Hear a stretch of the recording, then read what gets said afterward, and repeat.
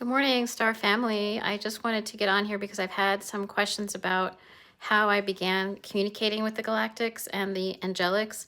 And quite simply, it was because of my divorce. That's where it started. I had been an intuitive little kid who saw dead people and then put that away, shut it down. And then with my high conflict divorce and the trauma around that, it all came back. And it came back with like a lot of psychic visions and dreams, and it was all like ancestral type of stuff, like ancestors and family members that had passed away.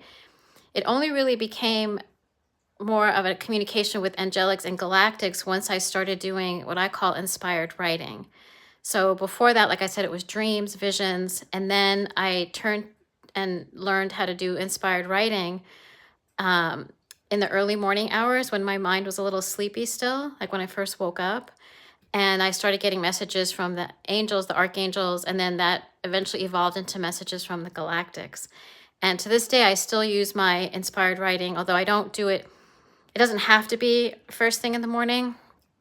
I've developed it enough that I can do it throughout the day.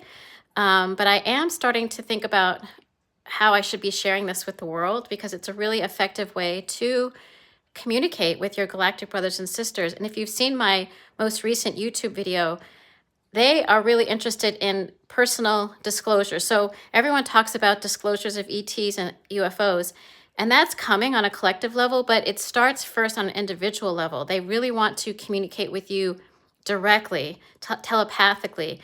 And what I found is really effective as a way to start is what, like I said, with inspired writing, where you're getting messages and you're writing them down in a free flow state without your busy monkey mind getting in the way. And that's what I call inspired writing. And so I'm going to share about it on Thursday.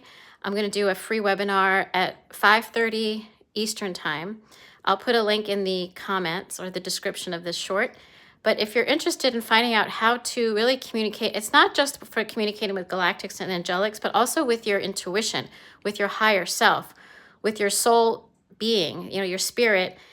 And it's a way to, like I said, move the mind out of the way, your monkey mind, relax the mind, and be in more of a brainwave state where you can receive these messages. It's a really great practice. It really opens up so much. It's really transformative, actually, in terms of getting answers to questions that you've always wanted to know, getting guidance about your life, your everyday life, your decisions, big decisions, small decisions.